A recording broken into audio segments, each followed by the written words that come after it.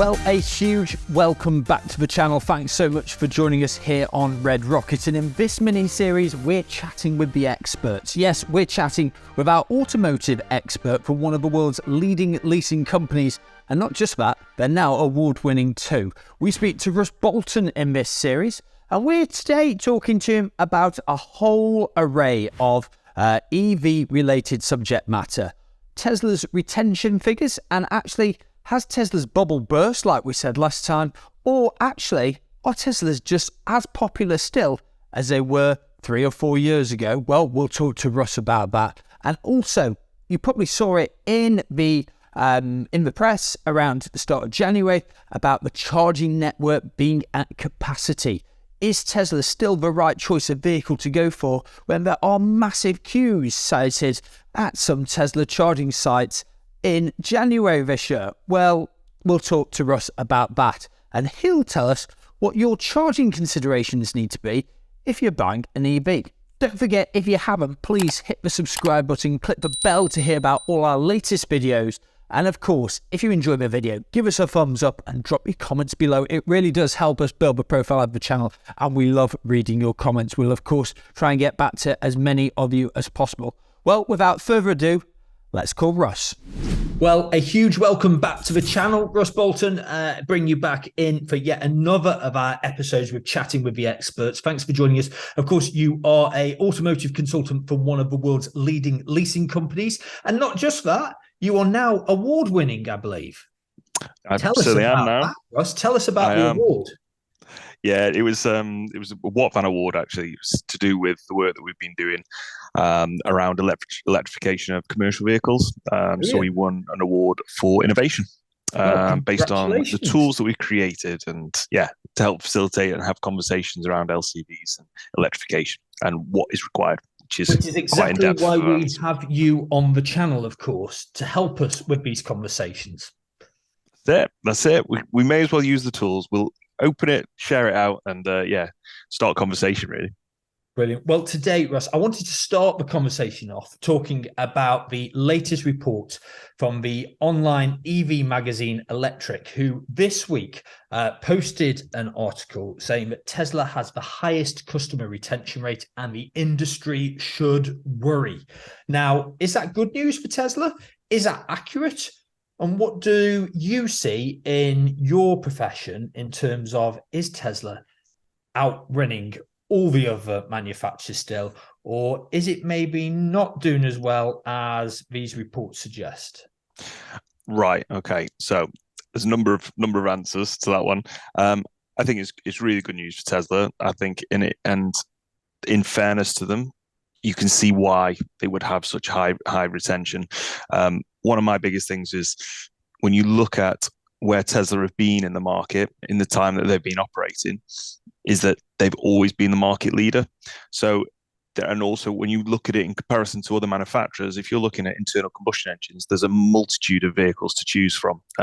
And whereas when you're looking at electrification and you're going down the EV route, there's not maybe quite as many, especially that work as well and operationally, so when I'm talking about range, talking about fuel efficiency, talking about styling, performance, there's not many vehicles really that kind of tick that many boxes. So I think you can see why people would go back to the Tesla. And especially, 3 years, if you're doing 3 years and then go straight back in for another 3, the market hasn't necessarily moved on that significantly in those 3 years to look at any other brands. So you can see why at the moment there would be quite high customer retention on that. One of the other sides of it is the network. They have the advantage of the Tesla network. Any Tesla driver can use the full normal UK public charging network, and then you've got the added bonus of the Tesla network as well, which is vast and fast, which is something that does lend itself very well. So I think making those choices, it makes a lot of sense, and we see it especially with company car drivers, those that are looking to go into from a higher mileage contract to go into electric vehicles. Tesla stacks up. We've had, me being one of them, people that have electrified and got into vehicles that maybe don't stack up quite in the same way as Tesla, and naturally they start to have issues. I'll be honest, just based on our company car fleet, our Tesla drivers rave about them, love them, absolutely. They are proper evangelists. They're like these vehicles are absolutely fantastic. Everybody that's in alternative vehicles, a lot less so, including myself, not in a Tesla, but genuinely considering a Tesla because of all the issues that I'm having, trying to make another EV work. So yeah, I think it's not a surprise. It is on a shorter period of time, so I think that's what we got to. They've not been operating as long, and like I say, it's a smaller pool of vehicles that you can choose from when you're going for an EV. But yes, it is definitely something, and it has. Let's be honest, it has got the manufacturers a bit worried, or the alternative manufacturers. That's why we're seeing so much development in the market at the moment, which is only good news for the consumer. I mean, I think the thing with Tesla having owned a Model 3 now for coming into 2 and a bit years is, the charging network we mentioned. We'll discuss charging network later on in the episode. But I think just the simplicity of it. Now, the simplicity may put some people off, but you know what you get with a Tesla. You get a screen and you get a steering wheel. Yeah. And you get a battery. And as you say, some performance coming with that. So you know what you get if you get a Tesla. There is no bells and whistles really with a Tesla either. I mean, yes, it's a premium car, but it isn't premium in terms of, I would say, its interior. It's nice. It's enough, but that isn't really what you're buying. I don't think personally, when you buy a Tesla, you are buying the tech, i.e., as you say, the efficiency, the battery size, the screen, and the steering wheel. And the ability to go from A to B. And I think that certainly lends itself to, well, I know what I'm going to get. Whereas, other brands, Mercedes, BMW, you get the badge, but actually the mechanics and all of that, does it always work the same? I don't know. Maybe I'm wrong there. I think personally, from my point of view, look at my car. It's a GLC that has been retrofitted with an electric powertrain and designed to be an electric vehicle. We see it on the van side. Didn't win on Top Trumps, did you? No, we didn't. Did not win on Top Trumps at all. No. And click the video link above. If you don't know what we're talking about, me and Russ did a video when we both got our cars to start with. You did come close, but do you know what? I was so passionate about that vehicle. I was like, this is a great move. But gradually, as I've got on, I am seeing more and more where it has got failings, and essentially it's a 2.5. One of the big things I think we talked about in that video is the weight. Mine's 2.5 tons because it's a vehicle that's been converted and as a result is heavy. So the efficiency is atrocious. So as an example, you're probably getting double the efficiency that I'm getting. So the running costs, and this is what I think so many people forget. EVs, just because it's electric doesn't mean it's cheap to run. If I'm consuming double the electric of you, that's going to cost me more, So mine is an electric guzzling SUV in comparison to your very efficient, slippery saloon, So yeah, you win. Very good. So we'd agree then. I think what we're saying is, Tesla is clearly retaining its customers for a number of reasons that we've just discussed there. But I think what you're also saying is we've got to give the other manufacturers time to catch up. They're fairly new to the game in comparison to Tesla. Definitely. And I think, when you look at the market and you look at what's coming through, there are some really exciting products.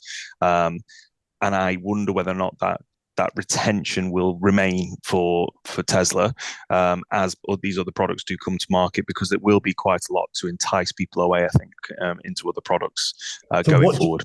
What do you think? What are these other products coming to market then? What are you looking at? What is on the cusp, you think, to beat Tesla? There's so many now. There are so many potentials. I'm not saying what is coming around the corner, though. What's coming around the corner that you're excited about? I'll tell you one thing that does really excite me is some of the, and I don't know, I sound like I'm a Mercedes, evangelist, but some of the Mercedes product is really quite exciting. Some of the BMW stuff is interesting. I think for me though, and this is where I think it's when we're designing vehicles from the ground up as an electric vehicle, that is the big thing for me. That's when you get the efficiencies. And if you've seen the Lucid, the Lucid vehicle, that I know it's an expensive model, but that is an exciting proposition. That is something that I think really Model S kind of territory, which is not far off, really, probably quite similar. The Lucid Air we're talking about, Lucid Air. Yeah. Yes, that's it. It's deemed a Tesla slayer. I've seen in a few different articles, but I've not been able to drive one yet. But very intrigued by that product.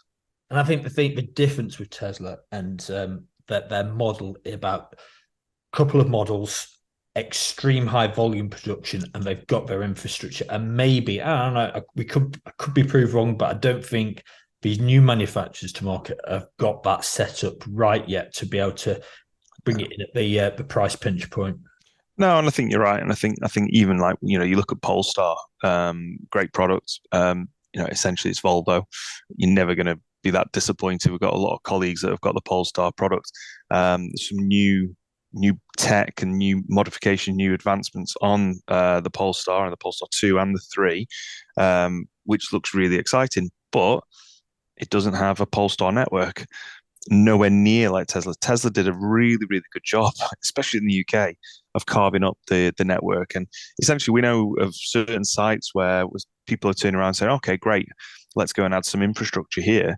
And then you're like, no, grid's at capacity because Tesla's already been there. So Tesla have managed to really hold on to some really key sites. And it does mean that essentially it's a bit of a land grab that Tesla are going to benefit from.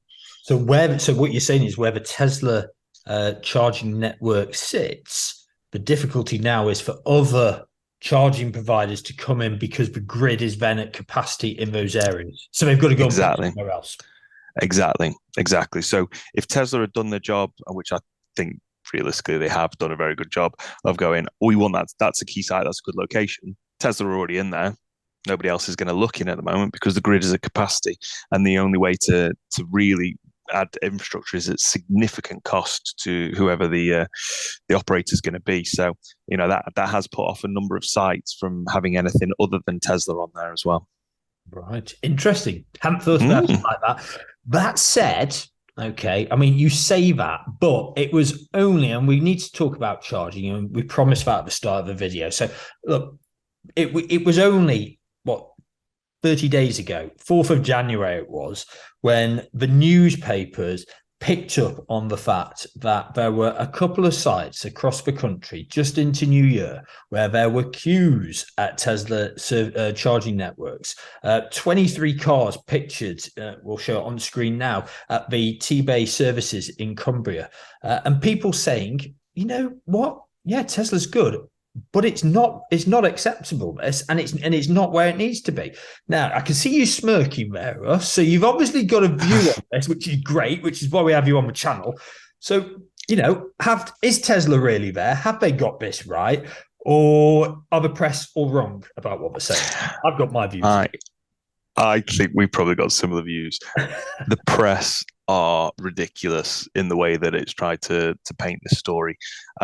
I actually know somebody that went to T-Bay on that day when the sun was, and actually, if they'd just driven down to the next Tesla supercharger, it was absolutely fine. I had a similar experience around the same time as well, and it was at Rugby Services, but it wasn't at the Tesla superchargers. It was at the standard grid serve superchargers. The reason for that, in my opinion. So in my scenario, I was like, right, I'm going to pull over at Rugby. Nice new services, great. It's fast charging as well. It will max out my car. My car won't take that speed, 350 kilowatts. Mine can only charge at 110. But I thought I'll go there. But if it's busy, I'm going to be carrying on to Corby. Is it cool? I think it's called Corby, and it's the next services on, which is a grid serve and an InstaVolt. Because I didn't need to be plugged into 350 kilowatts. It was just that it's a nice services. That's the main reason for me. So I said to the missus, I was like, we're going to go in there, but we might be coming straight back out. And we did exactly that. Drove through, I could see absolute carnage all over the place. And then we went out. I went up to the next services, nobody on any chargers. And there was six InstaVolts and definitely two grid serve as well. Nobody there. So I was able to charge and took all the energy I needed, just pulled in the next services. The reason for me that has happened is because of the time of year. You've got a load of people at Christmas who have had Teslas, so T-Bay, or in Rugby, they've had electric vehicles. they've had an electric vehicle because they don't necessarily do massive journeys. So they're like, I just use my town, just drive around town, only charge at home. That's great. Don't need to use the public charging network. Then at Christmas, they've then gone, oh, we've got a long journey to make. They've gone to make the long journey. They put it into Zap Maps or they've done some kind of search, and all they've done is filtered for the fastest charging. And as a result, you end up getting these hubs. So because they just go, I just want the fastest charging. That's what I think I need. So you end up getting these hubs, the fast charging hub, which rugby is one of those, where everyone has descended on that because they're like, that's a really fast. But you don't actually need that. There's loads of people who have got vehicles that can't take 350 kilowatts, but they're not using the rest of the network at all. So I think that's a little bit of a learning curve. And I think, again, with the T-Bay thing, there's a lot of people that will have gone there because they've gone, first of all, T-Bay, have you ever been? It's a really nice services. So in terms of a destination, you'd want to stop there out of all the services really in the local area. Yeah. So yes, people are going, great, I know I can stop there. And some people have probably not planned very well and actually got to T-Bay and gone, or if at all, and just gone, I've got nowhere else to go. I need to stay here now. But those of us that drive like high mileage will always have a backup plan because you know that you need it, so you just have a couple of different options, which is exactly what I had, and got to rugby. I was like, that's not going to happen. I'm going to carry on to the next one. And then I've got another one after that if I really struggle as well. So I think that is representative of a lot of people, a lot of EV drivers not necessarily knowing or not necessarily thinking, or all potentially thinking in a very similar way at the same time. And I think that's essentially what's happened there. So two services, rugby and T-Bay, both nice services, quite attractive. Both got fast chargers, and as a result, we end up seeing busy chargers. I mean, it's kind of inevitable. 23 people in a queue at a fuel pump probably isn't that busy, is it? But suddenly, because we're used to seeing just pulling up and there always being one free, suddenly 20 cars. I mean, people were citing having to wait an hour. Well, if a car is on charge, and as you say, is pulling charge at a lower rate than the capacity of the charger itself, then understandably, it probably will be an hour. So that's not unsurprising. And I think it's one day, 2 or 3 days throughout the whole year when you might have a busy period, as you say. Exactly. Every other time you rock up and you're absolutely fine. But just like when there was a fuel crisis, queues were around the supermarket car parks and clogging up the streets as well. So the crazy part is, again, just real quick to kind of defend Tesla. And again, I'm not a Tesla driver here, but Tesla or T-Bay, that was a Tesla supercharger. The benefit that Tesla drivers, those 23 Tesla drivers, if they planned a little bit more, is they could have used any other chargers on the network in the local vicinity. Whereas if they weren't a Tesla driver and they got to a location like that, they're limited, they're more limited. But at least in a Tesla, you do have options. You've still got the option to go to a Tesla, or you can go to another service. So you can use GridServe, MFG, whatever it might be. So there's a lot of sensationalism, let's be honest, in that article, I think. No, I think you're right. Hence the smirk. Yes. But it does bring us on to the point, doesn't it, about charging and actually, the cost of charging. We mentioned it in the last episode, going up. But I know you've got some tools that can help us, and you want to make a point, really, don't you, around charging? And I think we've just touched on it gently there around actually it's about planning your charging and actually not, you don't need the public network all the time. No. And that can make a significant difference as to whether actually, cost of fuel now, we spoke in the episode last month about £1.30 being really the cheapest. Well, actually, £1.30 is probably getting close to the norm at the moment for unleaded. Certainly around the West Midlands where we are. So I was just wanting to bring you in to comment around that and say, well, actually, what do people need to be thinking about around charging if they're about to get into an EV, get into a Tesla or any other, as I say, EV as well? Yeah.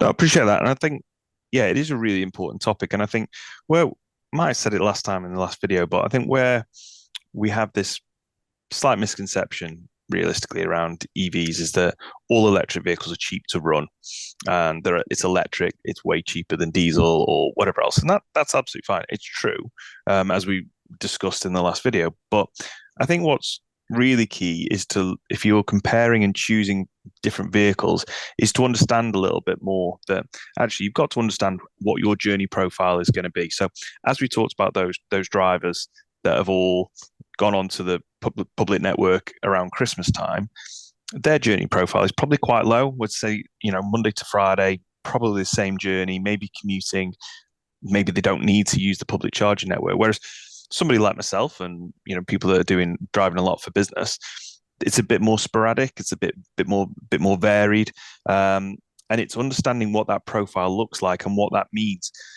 So the reason for that, and we'll put some of this on screen to kind of make it a little bit clearer, but essentially it's not just about efficiency of the vehicle. That is massively important. It's something that should be considered a lot more. And I think if you're looking to go into an EV, really get your head around miles per kilowatt, and how many miles you're actually going to get from the battery, which is obviously massive. It's exactly the same as MPG.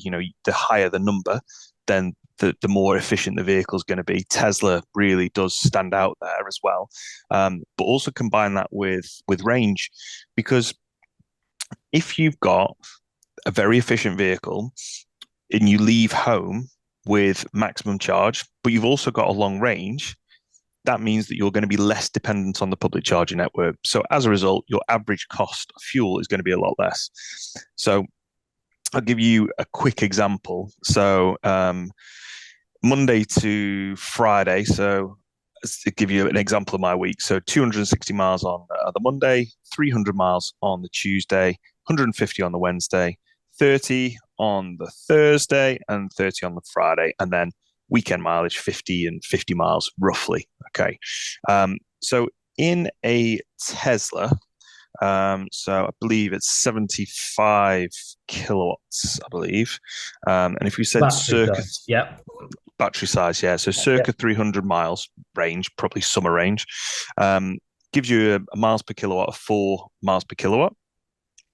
The total journey cost for the week would be £73.95 in electric, based on 34 pence home charging, and we've put in quite high fast charging, 75 pence for public charging. But the key here is that it's got the dependency on the public charging network. For that profile of so that's 870 miles in a week.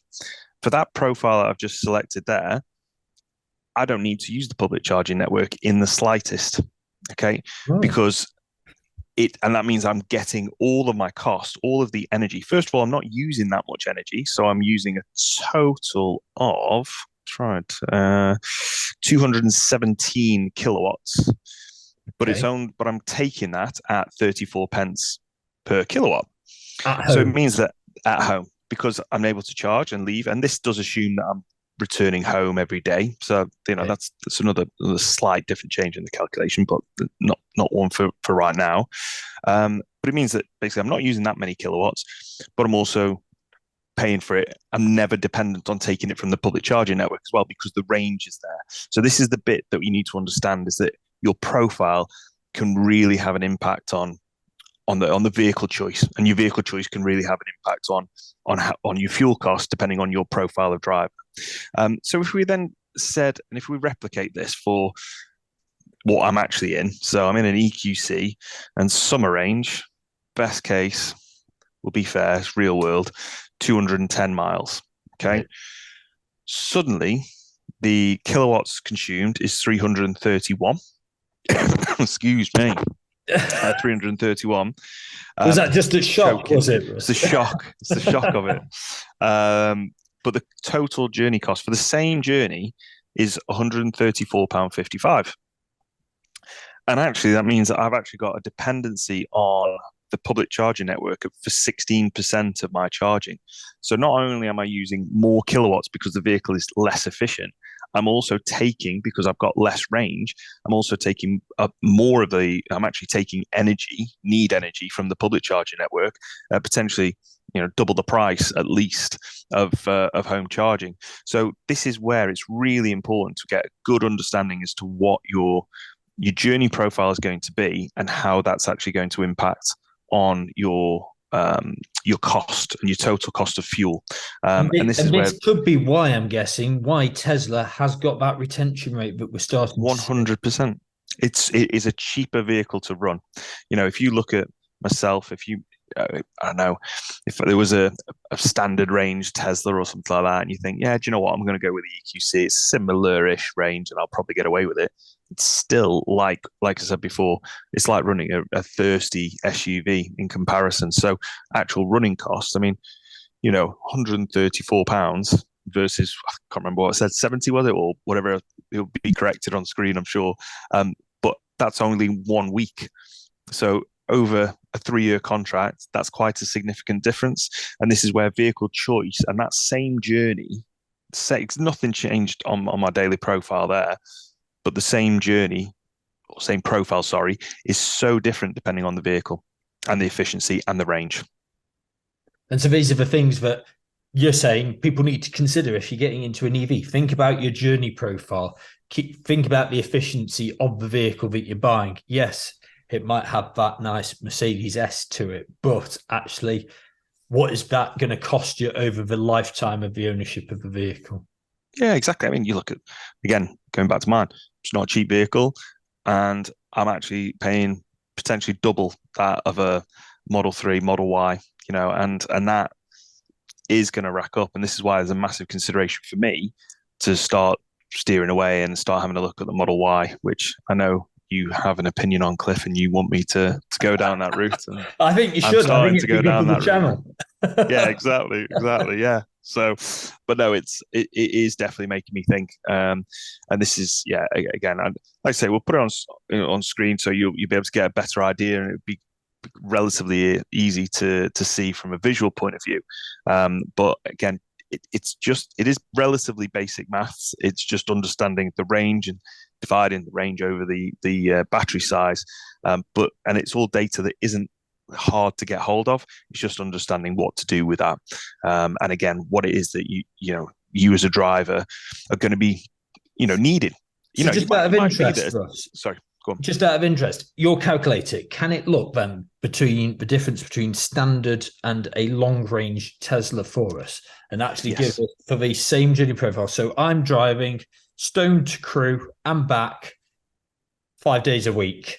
Let's do it. And I try not to drive at the weekend. I try to let someone else do the driving at the weekend. But say 20 miles at a weekend as well. And actually, do I need the long range? I bought the long range because I thought I needed that battery power. I wanted that reassurance, 2 years ago that actually, I might need to do those journeys. But maybe I'm mistaken. Maybe, when I come to renew, maybe I should actually be looking at the standard range. But, let's see what the calculator says. What's the distance?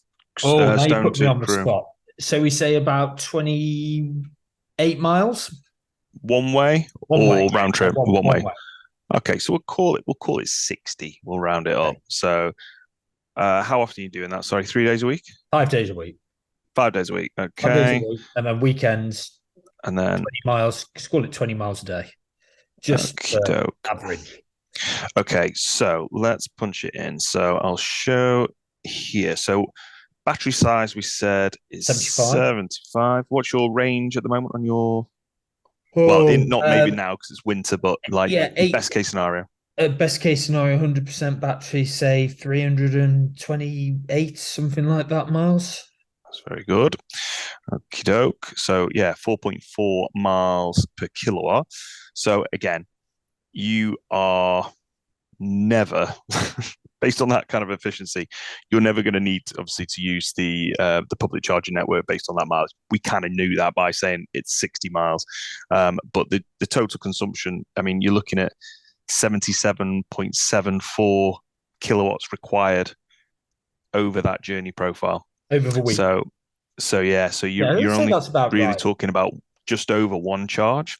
Yeah. So again, knowing that profile works, it's you're not really going to be charging that frequently. But because you return to base, just on that charging profile, I am pretty confident that you would potentially be better off in a standard range. The other side of it, and this is what we pardon?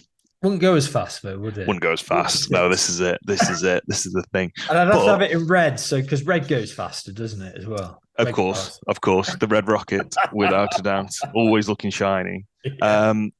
But one of the big things with that as well is with the standard range, we do tend to see that it has a better efficiency because it's got a smaller battery.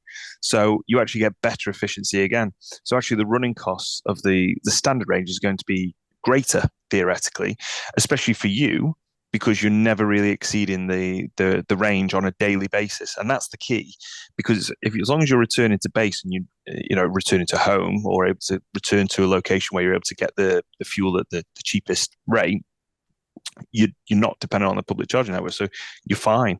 So there is probably an argument when you're looking at that total mileage, 340 miles. You probably could get away with a standard range. The challenge I would have, well, the question for you is, how often would you want to then go and exceed the daily range? And would it be that actually in those situations you go, it's not worth me having a standard range, because I'd want to have, at that point, the maximum range possible? Yeah, I think it's the few times when you go on holiday a year, isn't it? And actually, I can justify for the 1 day a week going joining the queue at TP if I really had to, but I'd be smarter than that, as you've discussed at the start of the video. Exactly. No, I think you're right. I think it's a real consideration, particularly when you start to look at the cost difference between, Tesla's recently dropped the prices, so it's something to be considered. Look, Russ, it's been, as always, really, really good to speak to you. Russ Boulton, a leasing consultant for one of the world's leading leasing companies and award-winning now. Thank you so much for your time. Don't forget, if you've enjoyed listening to me and Russ, don't forget to hit the like button, drop your comments below. Maybe you're in a Tesla. Maybe you're thinking whether it's short, standard range or long range. Maybe you're looking at an alternative model and you're thinking, should I be doing that or not? Drop your comments below. And as always, please hit the subscribe button, because it really helps us out, doesn't it, Russ? Yes, it does. Do it. Until next time, thanks very much. If you enjoyed this video, why not check out our other podcasts where we chat with the experts by clicking the links on the screen now.